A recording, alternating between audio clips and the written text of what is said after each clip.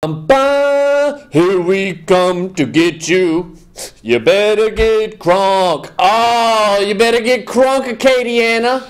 Guess what? School's canceled tomorrow, so it's time to turn up for the Saints. Who dat? Who dat? Who dat say they're gonna beat them Saints? Who dat? Who dat? Who that say they're gonna beat them Saints? What's up, yo? It's your boy Nate A. Higher Thought, the December 7th edition. I'm here to get you all lubed up, Acadiana. Yeah, let me lube it up. Oh, for the Saints, of course. Because, yeah, you gotta be nice and lubed for the Saints, you know? Because... You know why. You know why, right? You don't want any of that friction, you know. So, hey, and 'tis the season of St. Nick, so pretty much I've got some stuff to talk about as far as Christmas. It's Christmas time. Ho, ho, ho. It's really cold outside. So, yeah, we're going to have fun tonight. If you'd like to get in on the action, the number is 337-852-3792. And, yeah, as you can see, I'm in my Saints get-up tonight. I'm ready to throw down. We have the New Orleans Saints versus the Atlanta Falcons, Thursday Night Football. So, if you want to call in, give your thoughts. 366-8950. We're throwing it down here. So, Saints are 9-3, and the Falcons are 7-5. And what do you know? We got a call already. What up? Hey, you're live on Higher Thought. Well, what's the deal, yo? Who dat? New Orleans. Also, you have the little town of Crowley. Notre Dame High School is in the Dome tonight, so they're a pretty mean team. They got some big dudes at Notre Dame High School. If you can catch it, then it'd be worth listening to. So, I love New Orleans like you do, and they gnarly, and they got the biggest monkeys in the NFL, just like Arkansas. I appreciate y'all. Go New Orleans. Who dat? Okay, bro. You too. Yes, sir. Well, thank you, Mr. Mike, calling and giving his regards. But, yeah, a big shout-out to Notre Dame, who is in the state playoffs tonight. I've heard some good things. I haven't had a chance to see them in person yet. Do have a couple friends that are heading down to the Dome this weekend. But, yeah, it should be nice. Lafayette doesn't have school tomorrow, Lafayette Parish. I believe Iberia Parish, St. Mary, pretty much most of the surrounding parishes in Acadiana, hey, they're out of school. So it's supposed to have some snow flurries maybe tomorrow. But that just means you can cozy up by the fire. Watch your pregame Higher Thought, of course, right here on AOC. And then, yeah, maybe drink you a cold one, and let's watch some Saints. Watch some Saints whoop up on them dirty birds. What? Who dat, yo? So... Saints, as we were saying, is 9-3, and the Falcons 7-5. So pretty much this is do or die for the Falcons. They are hosting the game. It seems like we always play the Falcons on Thursday night, and it seems like really that it's always in Atlanta. Can anybody tell me when the last time that we've actually played a Thursday night game in New Orleans? I certainly don't recall. I don't recall. So maybe you can tell me, Acadiana. Once again, that number's 366-8950. It might be flashing up on the screen here momentarily. But yeah, the Saints are in Atlanta for Thursday Night Football. I didn't even realize this. I thought that the Thursday night games came on NFL Network. But apparently they air them on regular TV too. Because, I mean, I just do the antenna. You know, I'm not trying to pay like $150 for TV, you know, or for cable. So, yeah, you know what I do. Apparently it's on NBC tonight. So if you want to tune in to NBC, or if you have the NFL Network, or you might like their commentators better. I heard somebody say earlier on that they're not a big fan of Chris Collinsworth. He tends to be a negative Nancy, maybe, so to speak. So, yeah, last week we saw the Saints look pretty good against the Carolina Panthers. We ended up winning in the Superdome 31-21, while the Falcons ended up losing to the Minnesota Vikings, who are right now number one in the NFC at 9-2. But we lost to the Vikings first game of the season, if you do recall. But the Saints are primed to get that first playoff position in the NFC South, which right now is looking like a third or fourth seed because you've got Minnesota at 10-2, and you have Philadelphia at 10-2, which I believe those teams are going to go head-to-head. I'm not necessarily 100% sure about that, but yeah, if you know, hey, call and let us know.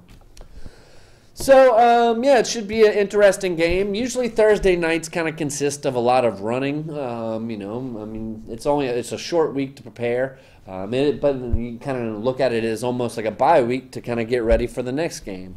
So I'm liking the Saints tonight because usually it kind of boils down to defense and running game on Thursday nights, and the Saints have been doing both of those very well. And the Falcons just really have not played up to par, or at least to how they played last season. They've blown a lot of leads. They blew a historical lead if you didn't catch them in the Super Bowl last year. I believe they blew a 25-point lead in the fourth quarter, and something ridiculous like that. You dang dirty birds. Why don't you watch yourself every now and again? So I believe our cornerback, Marcus Lattimore, is going to be back from injury tonight. He's been a key part of the success of the defense. Drew Brees, let's talk about Drew Brees for a second. The guy is obviously a Hall of Famer. And, you know, he's setting records in just about every passing category. You can't really argue it. Who dat, baby? So, yeah, we've got people walking in the lobby. You know, I do have an audience somewhat. You know, there might only be a few of you watching out there in Acadiana. You might catch the replay, you know, but hey, tune in on Thursdays if you're watching the replay. You know, I'm talking to my future audience, of course. So, but going back to Brees. The guy's a legend, but I mean, I'll say that I've had him on my fantasy team this year. He's not throwing, you know, a ton of yards, ton of touchdowns like he normally does. Why? Because we've had a running game to actually support our offense, and Brees hasn't pretty much had to do everything and be the clutch of this offense like he's been the last 3 years when we've gone 7-9. You know, because we didn't have that running game. Super Bowl season, hey, I remember very well, 2009 season. The Super Bowl season, Drew Brees had a running game. And the pass, you know, which, of course, running game, you know, the Saints like to play action pass. So, you know, that run sets up the pass. And I'm hoping that, you know, for fantasy football's sake, that Drew Brees goes off tonight. But if he doesn't, you know, look at what Mark Ingram has done, which, by the way, Mark Ingram has been kind of suffering a bad toe. I think he's got the turf toe again. But, hey, if for some reason Ingram can't go, we've got Kamara, however you pronounce it. But the dude has been ripping it up. Very good candidate for Rookie of the Year, in my opinion. And who else would be Rookie of the Year right now? Who are the other good rookies? I don't really know. You get the running back from Kansas City. He's done pretty good. The guy in Carolina, the McCaffrey, we saw him last week. He's okay, but Kamara, come on. I think he leads the league in touchdowns. So this guy's just a beast. He's like a third-round pick from Tennessee. And, you know, you can really hand it to him. Well, the Saints in general for their draft this past year. You know, they had a winning draft, and that's how you win in the NFL. You have good drafts. You know, you pick up some good free agents, and the Saints have been doing that. So Lattimore hopefully will be back from the injury tonight. It's looking like he probably will play. And who else is going to cover Julio Jones, who has been known to go off against the Saints? So Julio let the dogs out? Well, the Saints did. And the Saints are coming to bite you, Atlanta. You dang dirty bird. So, looking in the NFC, the big picture. And we're going to spend a little bit of time on NFL. I've got some other stuff to talk about, too. We're going to talk about Christmas in a little bit. We'll kind of go through the fake news, you know, this day in history maybe. But to kind of wrap up the NFL, you've got Philly and Minnesota at 10-2. Right now they're looking like they have the byes. But you never know. Things could change. We're 3/4 of the way in the season. The Saints are only one game back from being in first place, you know. So maybe Philly and Minnesota lose this next week. We beat Atlanta. Hey, we're tied for first place, you know. So, of course, Minnesota does have the head-to-head win against us. We have not played Philadelphia, nor will we. Our remaining games, we've got Atlanta tonight. And then next week in the Superdome, next Sunday, we've got the New York Jets. The New York Jets are 5-7.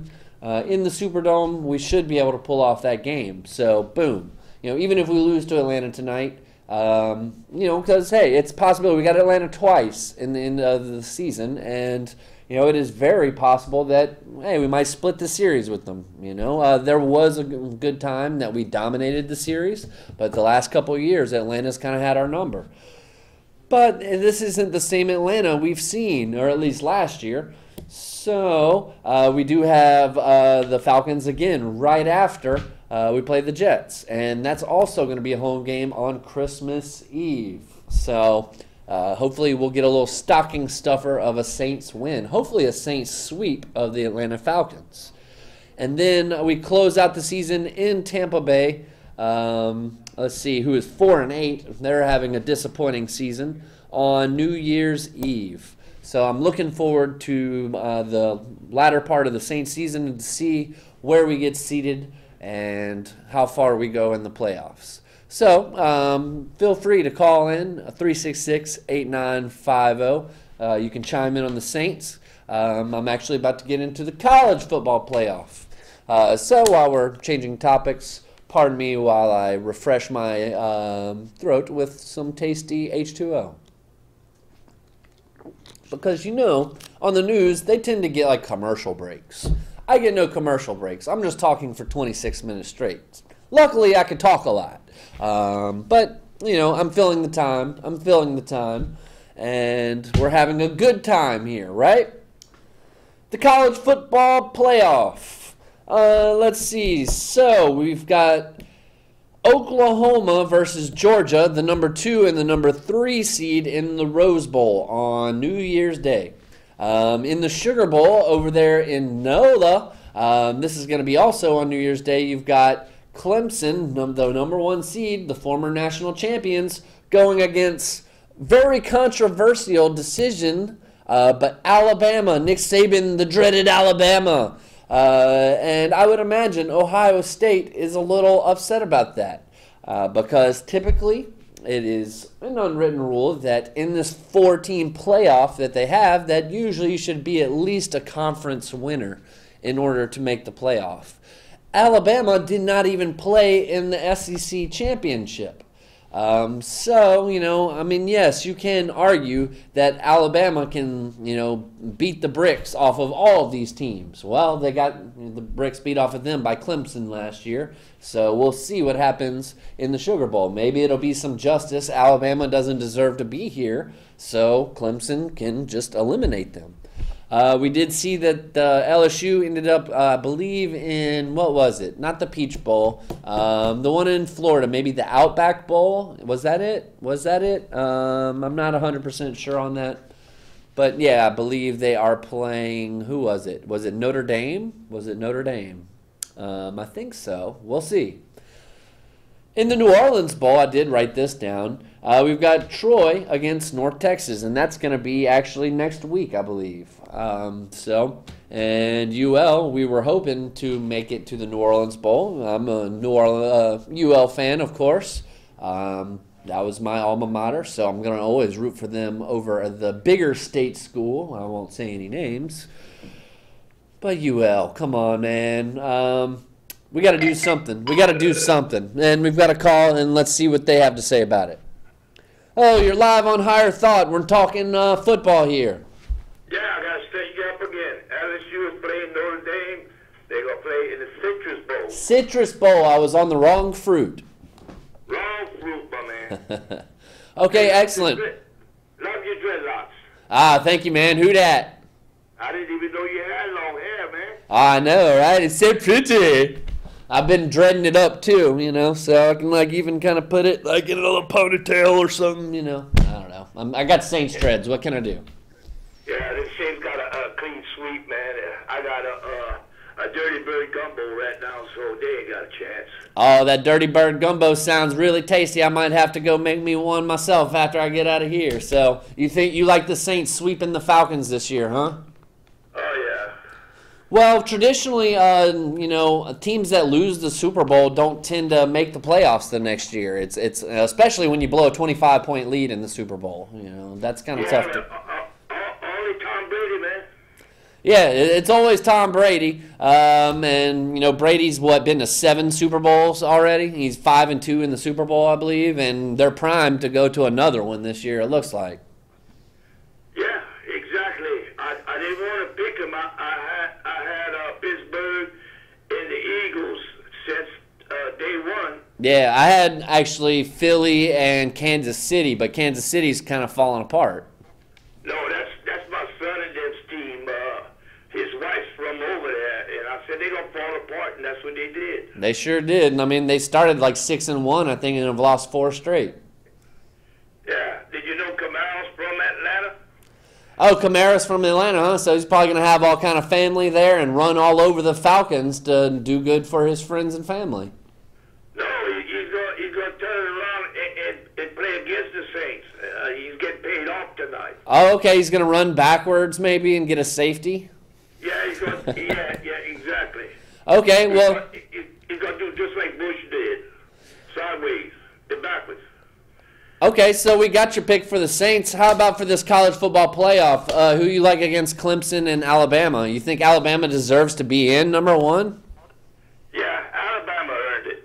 Okay, you think that they earned it. And I honestly do think that Alabama is better than any of the other teams out of the top 4.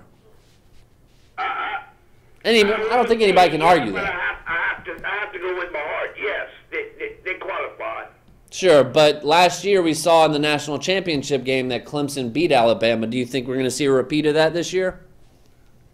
I don't know. That's going to be a tough game. I think so. That might be the national championship right there because I think whoever wins that beats either Oklahoma or Georgia. Yeah, it depends. A lot of people don't realize it's how healthy your teams are and how well disciplined they are. Sure. It's a team effort. Well, and I mean, as kind of a homer here, do you think, a lot of people around here are rooting for both SEC teams to win, so it'll be an all-SEC national championship? That's wishful thinking. It's only football. Oh, surely. I agree with you there. So we were going to talk a little bit of Christmas here later. Have you done your Christmas shopping yet? No, not one thing yet. Not one thing yet. Well, who do you have to buy for? The wife, obviously, right? The wife, the kids, the grandkids. Okay, well, we'll stay tuned on the show because I'm going to be going through the top gifts, the trending gifts for guys, women, kids, teens, and all the tech gifts. How about that? That'll work. All right, well, I appreciate the call, man, and you enjoy the game tonight and that Falcon gumbo. All right, man. Thank you. All right, have a good one, man. All right, so, and real quick, just to finish off football, finish off Saints, of course, we're just getting started on Saints, but the top 10 Saints, and I read this from a list, and you can argue all these people, but the top 10 Saints of all time. Number 1, Drew Brees. Number 2, Ricky Jackson, from the Dome Patrol, of course. We got a few of the Dome Patrol Ds. Number 3, they got Archie Manning. He didn't win many games, but a legendary quarterback. Number 4, Willie Roaf, Hall of Famer. Number 5, Morton Anderson, another Hall of Famer. Number 6, Sam Mills, another Hall of Famer. Number 7, Marcus Colston, all-time leading Saints receiver. Number 8, Deuce McAllister, all-time leading Saints rusher. Number 9, Pat Swilling from the Dome Patrol. Number 10, all-time Saints was all-time leading Saints receiver till Marcus Colston passed him up, Joe Little Bighorn. Yeah, you got to love them Saints. So one last quick, who that? Who that say they're going to beat them Saints? Not them dirty birds. All right. So let's talk a little Christmas here. Ho, ho, ho, says St. Nick. Yeah, my name is Nick. I'm wearing a lot of Saint stuff, so you can call me St. Nick. That's what they call me in the Dome. Anyways, the top gifts.